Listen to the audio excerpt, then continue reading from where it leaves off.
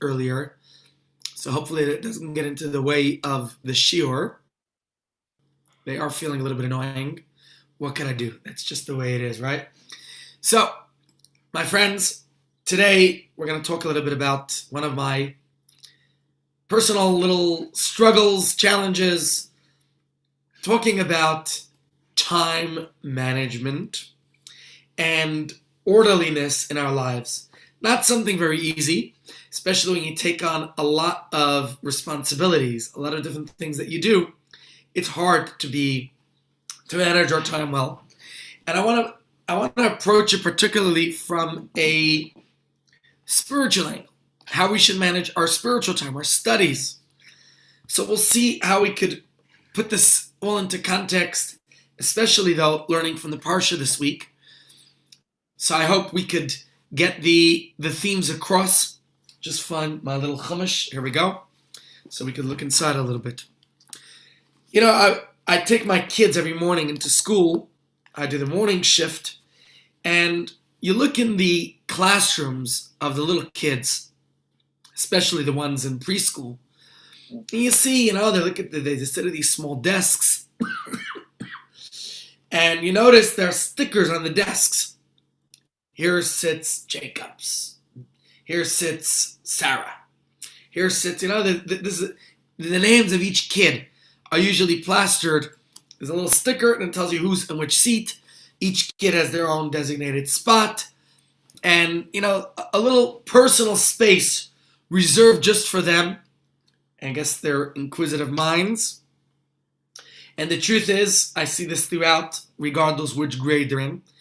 In many schools, this is for, I guess, throughout, not just for the preschoolers, but for every kid. When we were kids, we would go to school on a bus. And likewise, we had our designated seats on the bus. That's your seat, a seat that was assigned at the beginning of the year. Each student had their particular seat. And I think that was your seat unless you got into some kind of a ribble with the person sitting next to you. That was your place for the year. And in school, at least, in the dining room as well, we had our designated seats. And at home, in my house, the kids every week they fight who sits in which seat. But if I recall correctly, when we were kids, we sort of had our places. My parents did not have as big of a house as we are privileged to have. So we sort of had our designated seats, and the guests sat between us.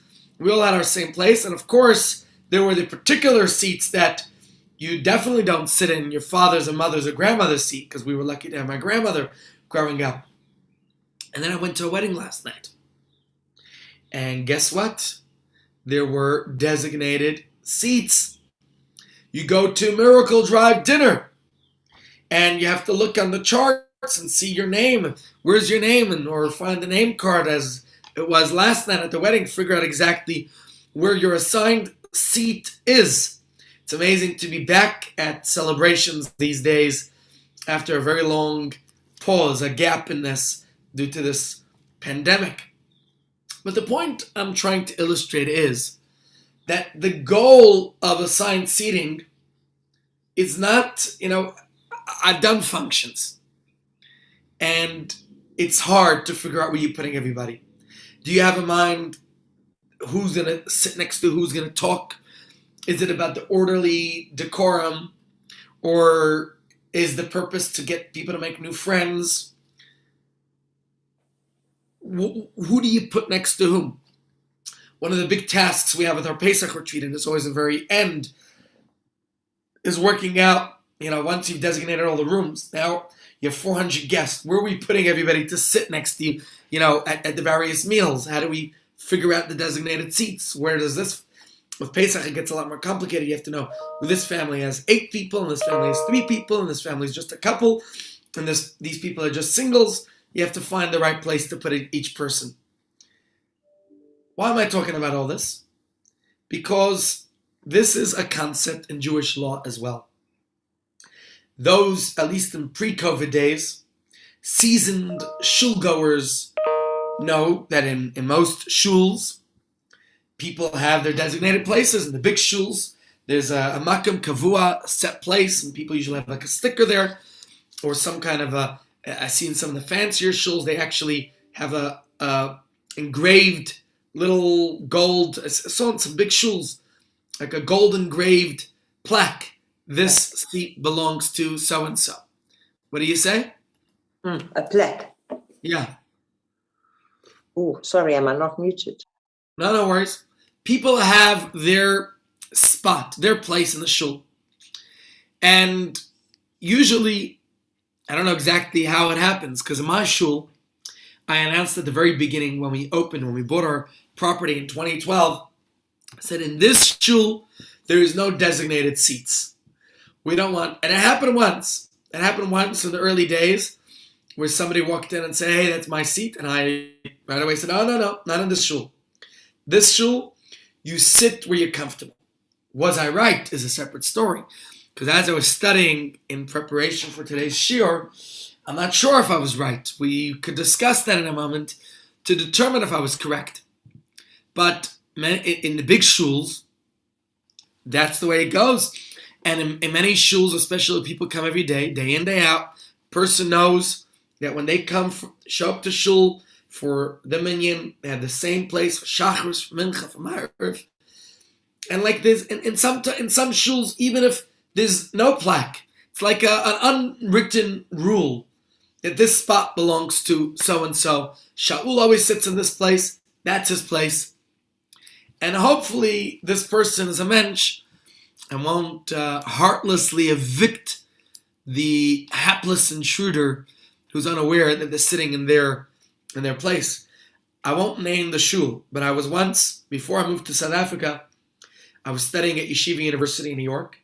And part of my duties for tuition discount was to be part of the YU choral ensemble. I was part of we had a choir in Yeshiva University, and the choir would perform a few times a year around different places in the U.S.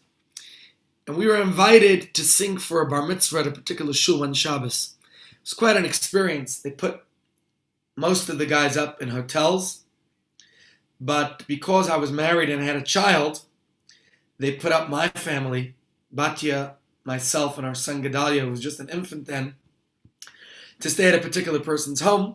It was quite fascinating because this person was embroiled in the Madoff scandal then, so it was very interesting to be there at that time and during that whole story. Quite an experience. But I'll tell you what I remember. I was at the same time during that period studying at a kollel in New York, the Upper East Side of Manhattan, and I told my friends at the kollel, this Shabbos I'll be in Manhattan. I'm singing at this big shul in the choir. So some of the guys wanted to give me some moral support and decided to come visit me on Shabbos at the shul. I guess it was an experience as well, to experience a big chazan who once upon a time sang at one of the shuls here in South Africa before he moved back to New York. I'm talking like 50 years ago. Let me put it this way. I came to shul quite early because after all I had to sing in the choir and be there on the bima. And the shul was not full at all. And one of my friends from the kollel who came to see me sing sat down in a seat. And before I know it, he's in another seat. And before I know it, he's in another seat. And sometime later, he's just standing. So I turned to him afterwards and I said, Hanshi, that was his name, Stephen. We called him Hanshi. I said, what's going on? Why are you switching seats so frequently? He says to me, it's unbelievable. I sat in my first seat. It's maybe the shul was 20% full. You're talking of a big shul with probably 1,000 or so seats, maybe more. He sat in a seat. Somebody came in and said, hey, you're in my seat. So I moved over to another seat. And eventually someone else came and said, you're in my seat. It's like, enough. I don't want to be in other people's seats. I'm just going to stand. So you got to be considerate. We have to be careful. We have to be a mensch, not just evict people from our seats. So there are certain times of the year, high holidays and some big shuls. It's another story. When my mother fell ill about 20 years ago, so we had to spend Yom Tov in the city as well. It actually happens to be the same shul, now that I come to think about it. So being stuck in New York City for Rosh Hashanah. I needed to figure out a shul to go to, and I wound up going to this big shul. It was the closest shul in the vicinity, very centrally located. And when I came there, I thought I'm walking into Emmy Awards. You know, I had a red carpet outside, quite impressive, quite nice to see that they do that. Maybe I should implement that at my shul. Put a red carpet outside, make it very special. They had those, I don't know what you call those ropes. You know, it looked very, very impressive. They had that at the wedding last night.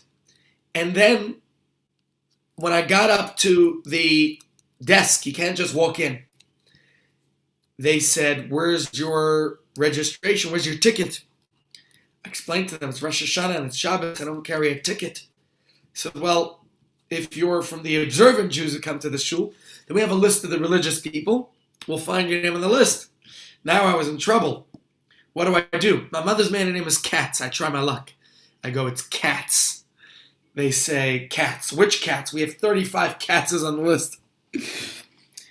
Anyways, it didn't work, and they didn't want to let me into the shul until somebody saw what was going on. Somebody saw a little commotion and said, "Okay, don't worry, he could come into the shul." They had like 6 shuls in the shul building, and I was designated to go into the gym shul. You know, they turned the gym into a shul where the acoustics are terrible for singing. But that was where they sent me. But that was also an experience where I couldn't even get into the shul. Somebody once said to me that he says, no, I'm not going into the shul to pray. I just want to go to call my friend. So the usher says, all right, we'll let you in to call your friend. But if we catch you praying, boy, you're going to have to pay a price.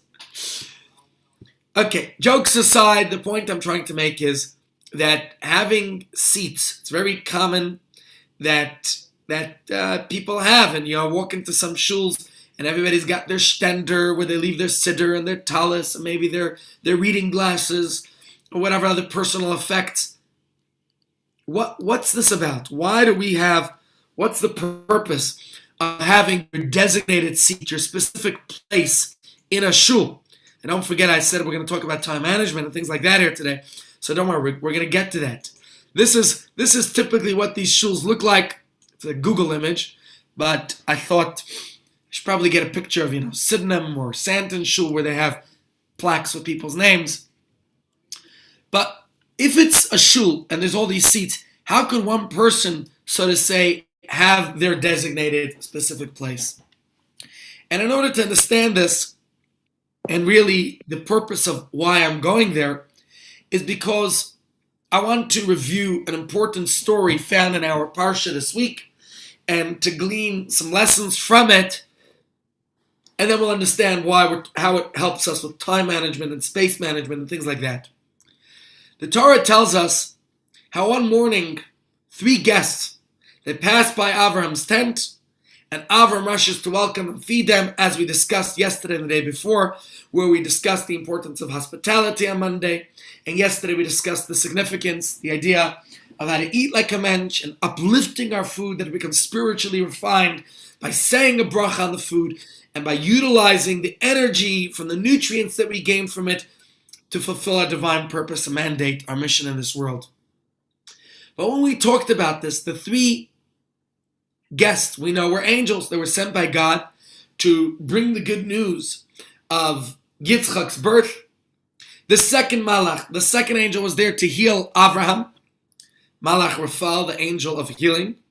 And then finally, Gabriel, the angel who was to go forth and to destroy the cities of Sodom and Amorah, or Gomorrah as they call it in English, and to save Avram's nephew Lot from the city.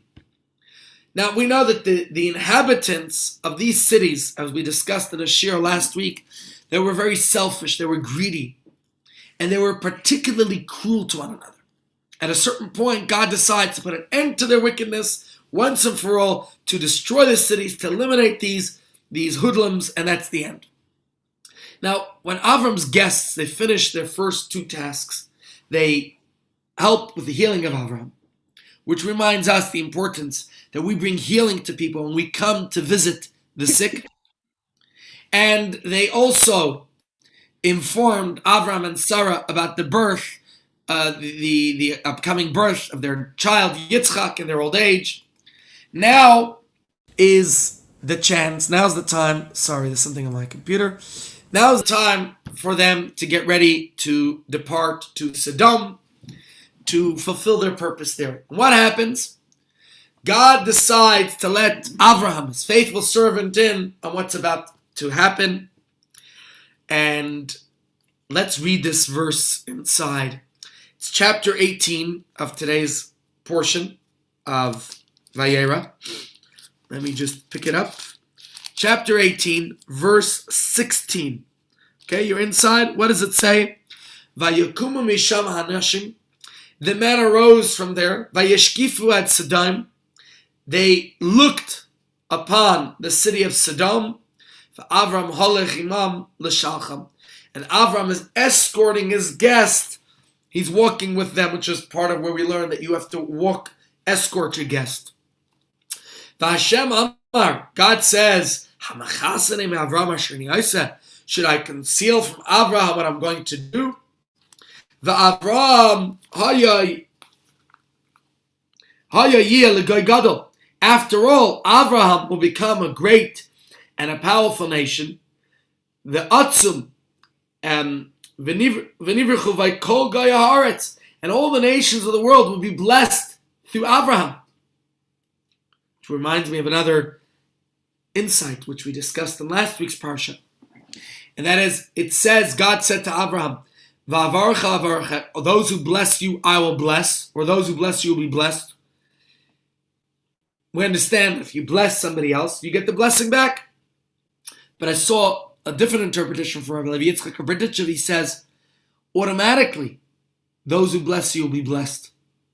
That means if you have blessed, why does God give you blessings? To bless others. Why does God make you rich? To share the wealth. Why does God give you talents and wisdom?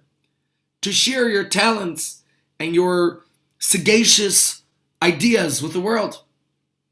So what does God say about Avraham? Ki yadati, because I know about him. That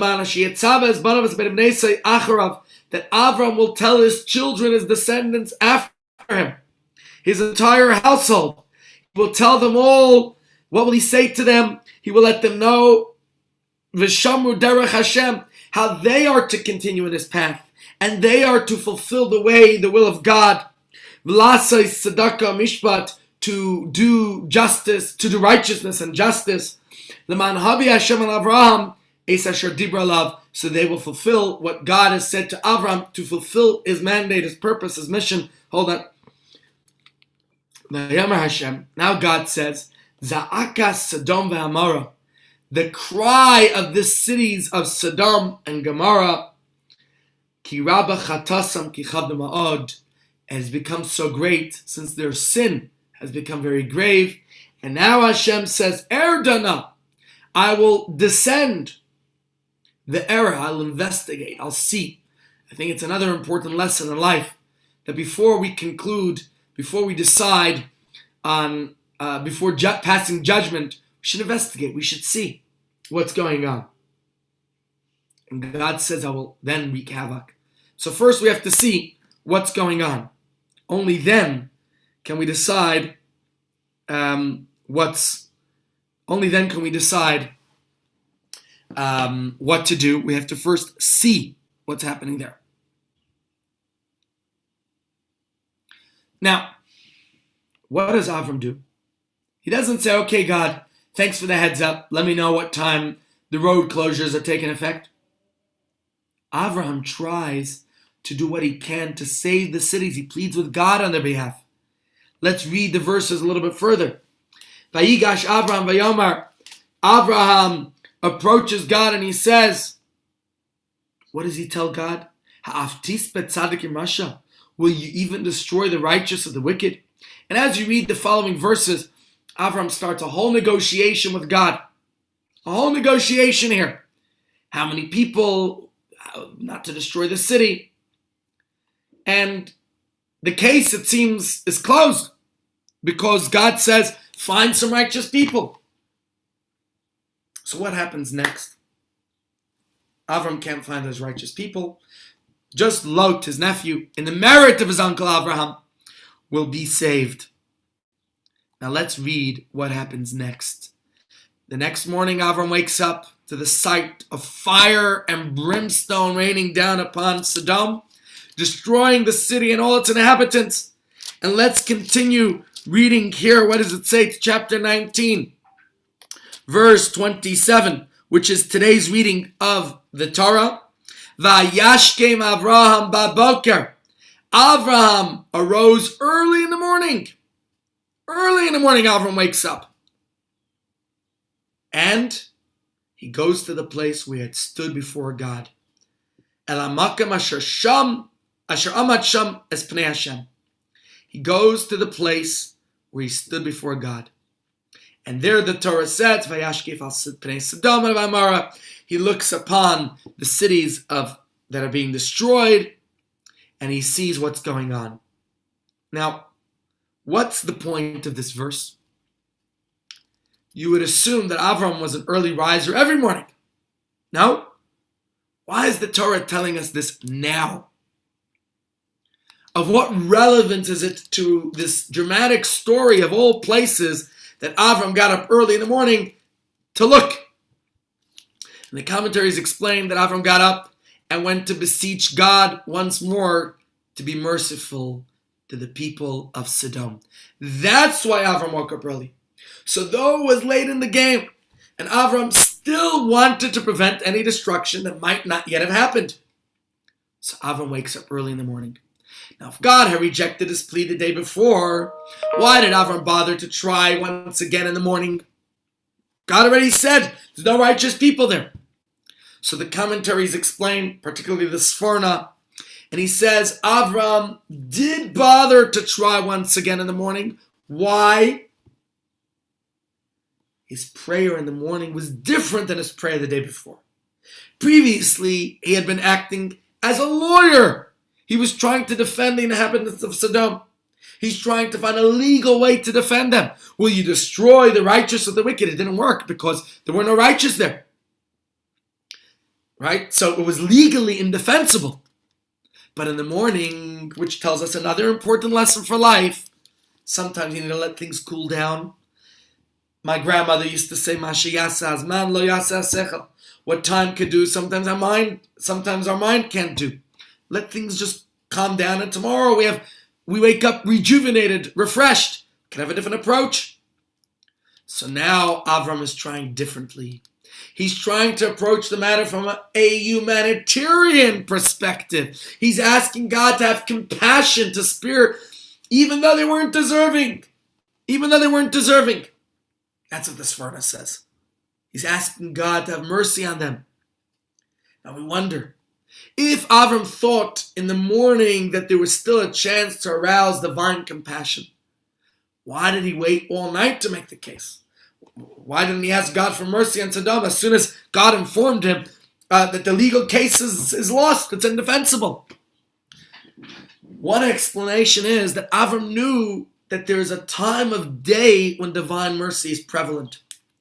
And at a time when divine judgment is prevalent, that's the right time. So he wanted to wait for the morning for the opportunity when there's divine justice, when there's divine mercy. Not justice, mercy.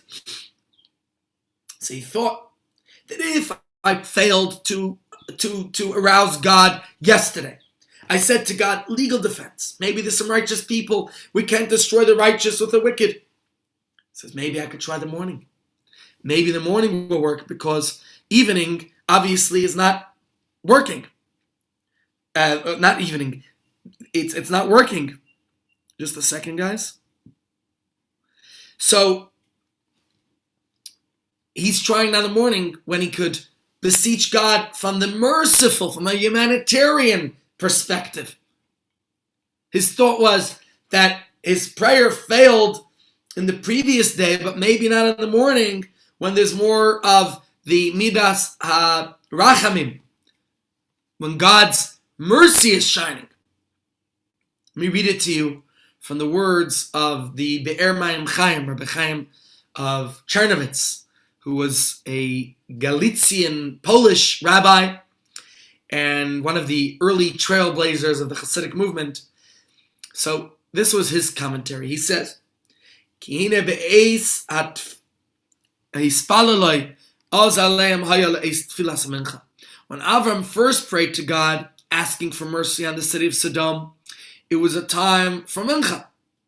And that was after the angels had dined with him, after he had the whole meal with them. So now Avram escorts them, and God said, should I conceal from Avram what's going on? The verse that we read before. So the verse we read earlier, remember at the beginning of the parsha, it says, when did that take place? Kechom hayom, the heat of the day. What's heat of the day? Midday.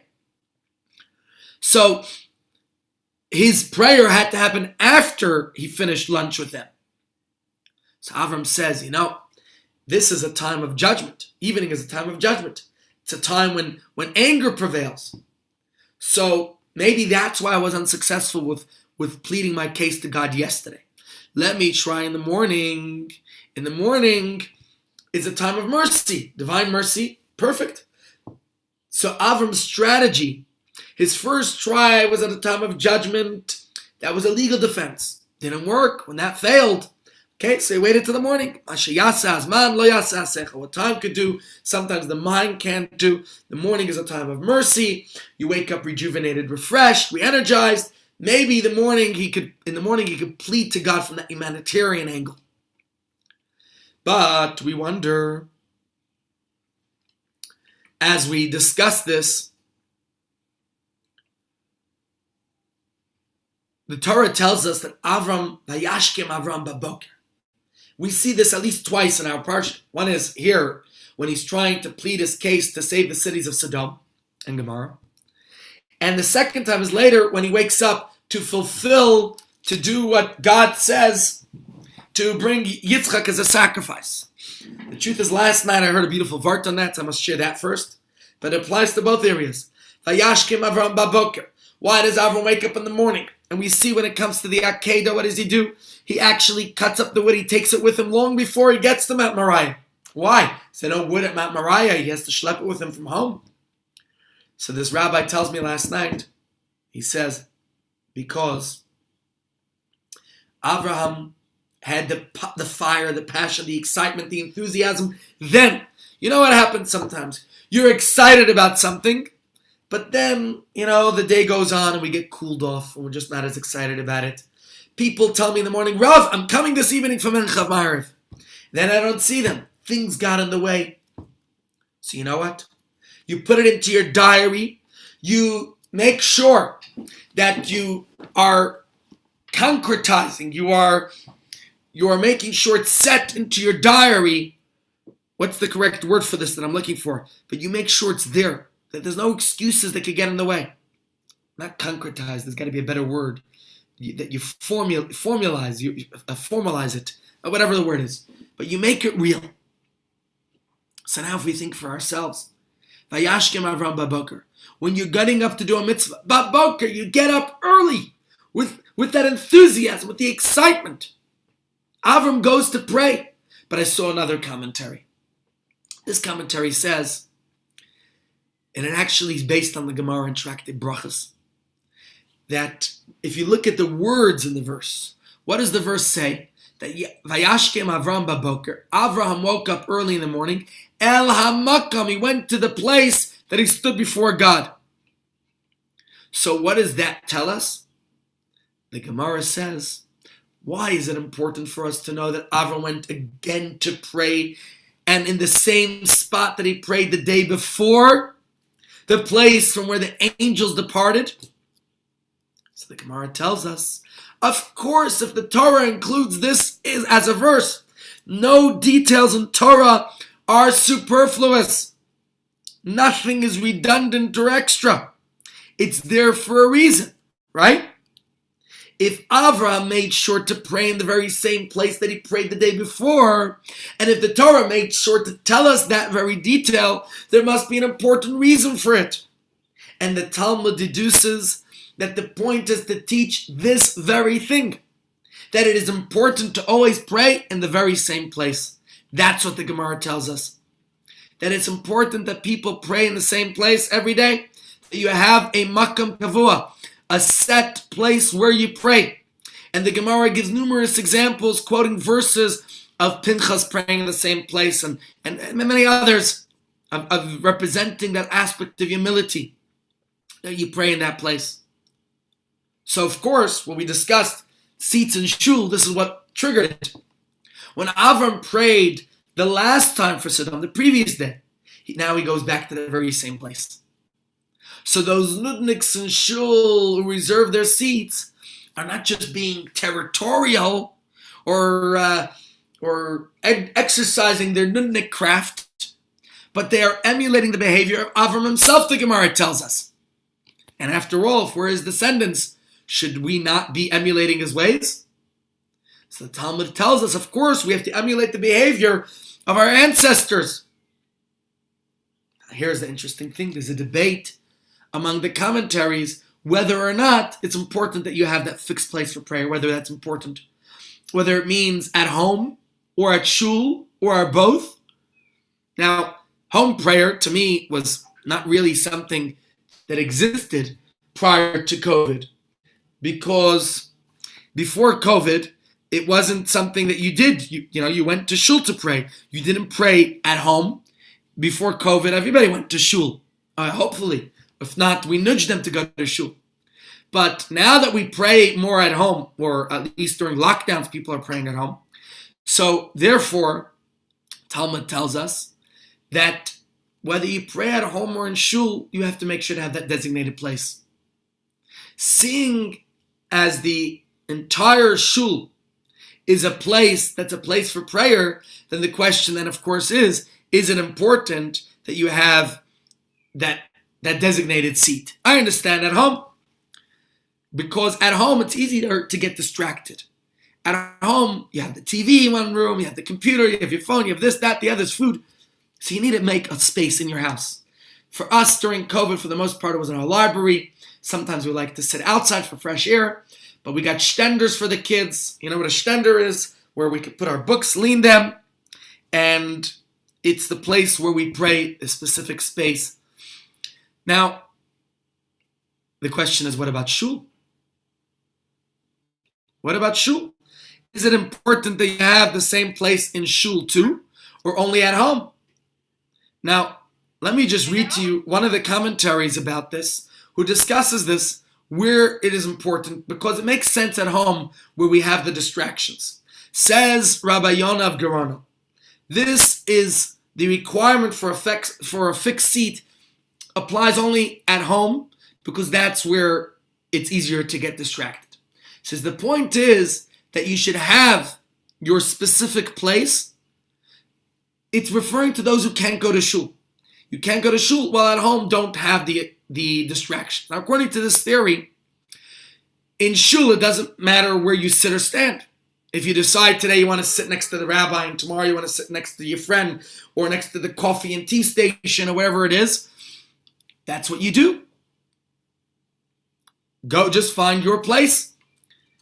And in fact, one of my great-grandparents who was a rabbi in Poland, he says that at home you have to make sure to have your fixed place so you don't be disturbed by others around you. The goal is the family comes to respect that that's the prayer spot, or that you are in the middle of your prayers and nobody should disturb you at that time. But there are other halachic opinions that say even in shul it's important to have a permanent place. And this is discussed based on the Talmud. First of all, a person should have a designated place, not only at home. A designated shul. You need to have a designated shul. Which shul do you go to? Some people like to roam, between this shul, that shul, the other shul, floating around. But actually, the sages say a person should ideally have their designated shul. Come to Chabad, that's the place I go. Secondly, as a regular in that shul, you should have your designated seat. And thirdly, you should have a space designated at home where you pray. And this is something that's discussed in Shulchan Aruch. So, you want your place at home to be one that's without distractions. You want your place in shul to be that, when you come, you go straight to your place. So obviously, those who keep their stender and their glasses and all the things in shul, it's part of what's important. in shul, you got to find a place that you're comfortable, I guess, because that's where you're spending a lot of your time in prayer. You want to be comfortable in your prayer. That comfortable doesn't mean a place we stick our feet up and we feel like we're, watching a movie. But the question is, why is it important to have a makam kavua in shul if, unlike at home, in shul, every space is conducive for prayer. You're in shul after all, right? So why does this all matter? I understand at home where there's distraction. What about if the house is quiet? Doesn't matter where I sit. And if the point is to go to shul, why is it important to keep going back to the same shul? According to what the Shulchan Aruch is saying. And assuming the shul you attend has proper decorum, there's no talking and cell phone use during prayer, why does it matter where you sit? Isn't the whole place conducive for prayer? So, of course, there obviously is significance if this is discussed in the Talmud. There must be a reason for it, why it's important. And we discussed that we have to have a designated place for prayer at home and at shul, and that place should not be changed unless, obviously, there's a specific need or being considerate to a visitor. It seems a little bit inflexible. So let's try to understand this. And there's another important aspect of our religious experience where actually we're instructed to make sure to make to have those designations and to be stubborn about them as well. You know what I'm talking about? Your schedule, our time management. Particularly, there is a mitzvah called Kvias Itim LaTorah, that we have to have designated times in our daily schedule for studying Torah. Torah study is the lifeblood of a Jew. It is the food of our soul. It is the nourishment of our mind. It's the guide for our life. And it's one of the 613 mitzvahs of the Torah as well, that we have to study Torah every single day. Now, most mitzvahs we know have a particular time or a place or an object, right? Where we have to, let's use tzedakah, good example. We have to give at least 10%, not more than 20% of our income, minus expenses, of course, meaning expenses incurred in the income. So it's your net, after taxes and business expenses. Let's think about tefillin. Tefillin, we put on every single weekday in the morning. It's got its time. When you're baking bread, ladies, you take a small portion aside as designated as challah.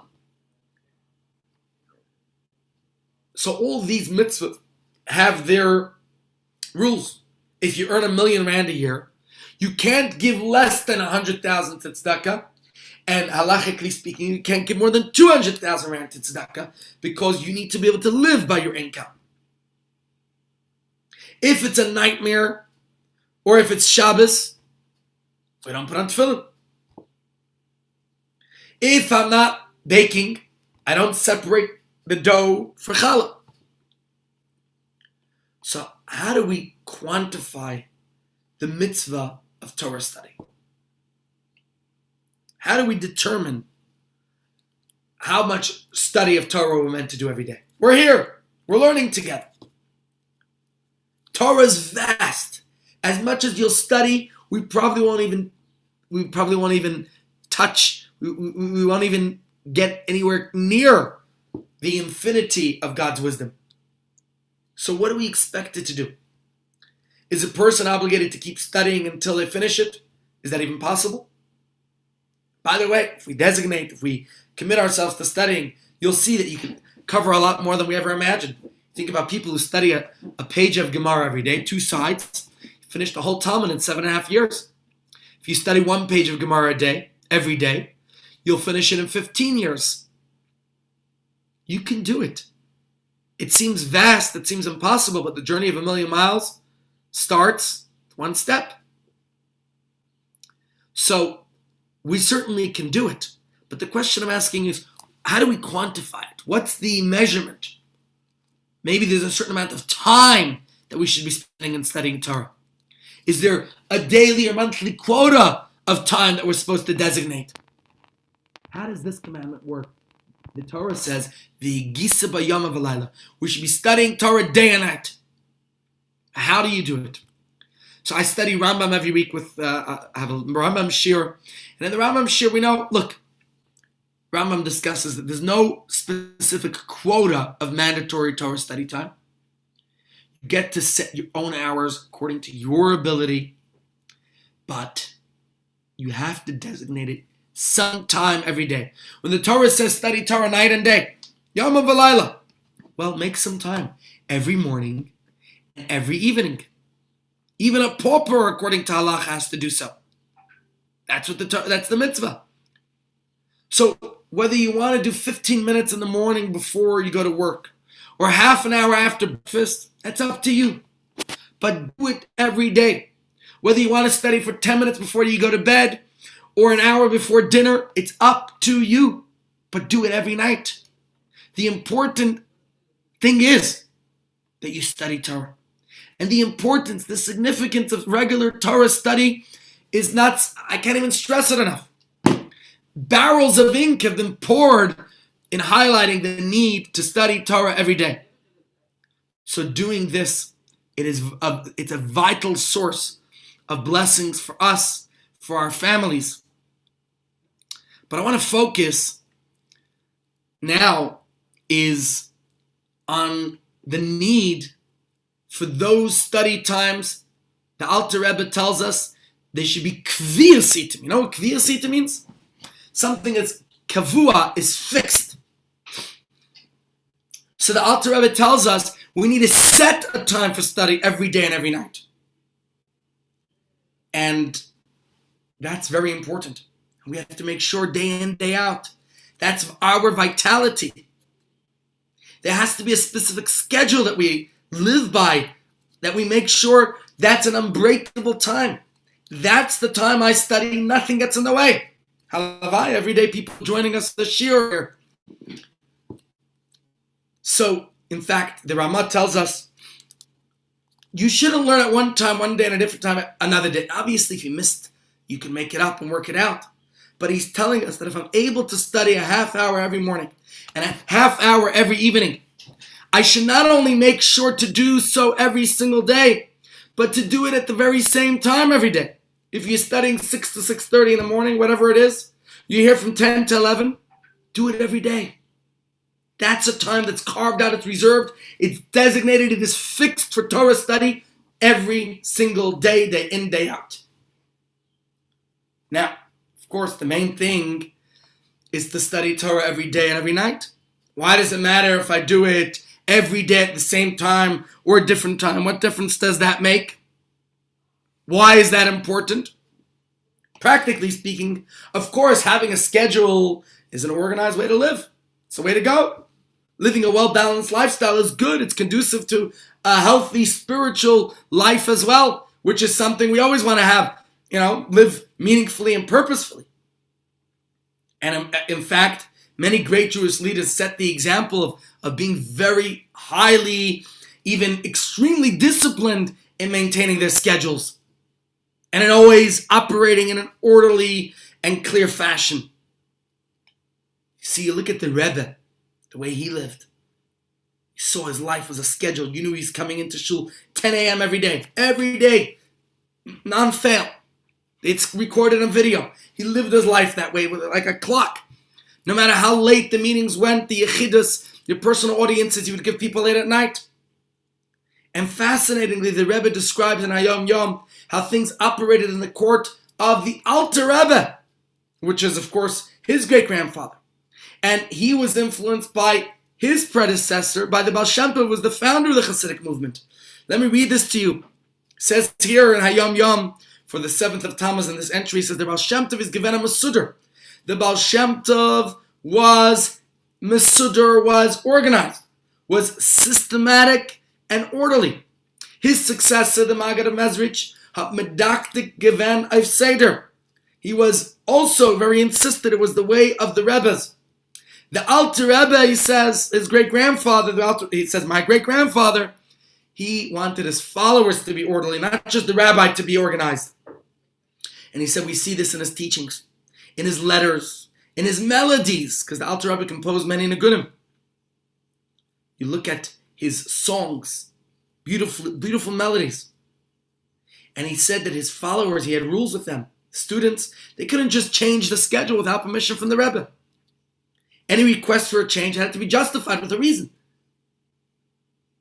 So you see how every single moment was calculated and precious. And the Rebbe is describing how his predecessors were exactly that. There was a whole system to ensure the maximum efficiency when the Rebbe spent time on, for example, correspondence. We have thousands and thousands of letters that the Rebbe would write to people. And those letters, we could see how they're published today. And, if he didn't have the time to write those letters, we wouldn't have them today. And the time that he spent designating his talks and editing his talks. And those who were involved, he had a whole team of people. They had to be on the ball. They had to make sure that none of the precious time of the Rebbe would be wasted in any way. You think about the Rebbe spent endless hours discussing all kinds of things with all kinds of people. And despite the hour, or despite whatever other pressing issues had to be tended to, he knew because he was organized. And he said this, when you're organized, you know how to find the time for all those things. Personally, I guess I'm not organized because I'm drowning in all my stuff and all my work.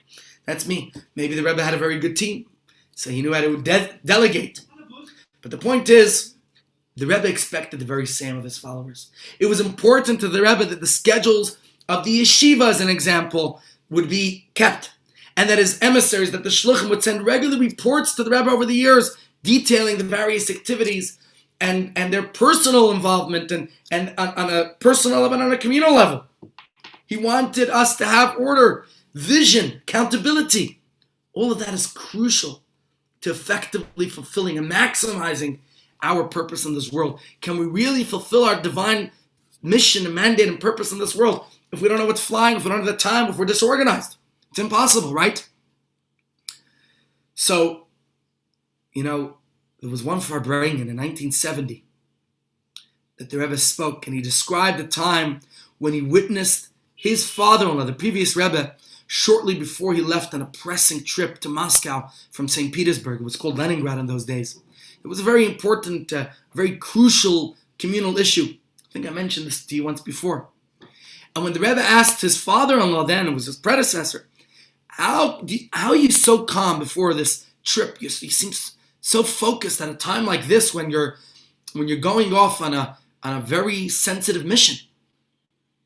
And he said that his father-in-law replied that there's something called hatzlacha bezman, the ability to utilize every single moment to its fullest without allowing anything to distract. And so he said, he himself referred to another great rabbi, the Rashba, who used to deliver 3 lectures a day. He drafted many responsa letters. You can read the letters. It's called Shalit Chuvas Rashba, his various letters, his responsa that he would write. And he would practice medicine. He was a doctor. But he managed to take a walk every day. He managed to walk for his own physical well-being. And the same thing, you can look at Rambam. Maimonides describes how busy his daily schedule was. Maimonides was the physician of the Sultan. And by realizing that while he's occupied in a lecture, for example, there was nothing else in the world at that time. Right now it's our shiur, nothing else matters, nothing can get in the way. That's the way you live when you have that hatzlacha b'zman. You focus on what has to get done. So I think based on this we can understand that day in, day out, for Torah study to fit into our schedule, you have to make it fit. You have to designate that time. And just like an orderly person keeps their schedule set and their bedtime and their breakfast, whatever it is in their schedule, their exercise. Just like you find the time for all those other important things, find the time for what's important for your Torah study. Make that a priority in your daily schedule. That's what we have to do. If we could find and create fixed times every day for our Torah study, for the things that matter, that are important to us, then we know that it will be there and we'll be able to fulfill what we're meant to do. And this, I think, is an important lesson, of the way we have to live our lives. The truth is, there's a lot more I wanted to share with you, but speaking of schedules, it's 11 o'clock, and I have a meeting coming right now, so we'll have to continue this discussion some other time. Remind me, and we'll try to continue, maybe even tomorrow. We can continue our discussion, the importance of time management, and it's not just about setting the schedule for Torah study, making sure that it's fixed in our every day that we study, but that we keep it every day, and these fixed times will enable us to study to be fixed in our soul, to have a lasting impact. And the same thing applies to prayer. When we designate a specific seat in the shul, it makes the prayer integral to our schedule, and we invest in it more because that's my seat, that's my place, that's where I go.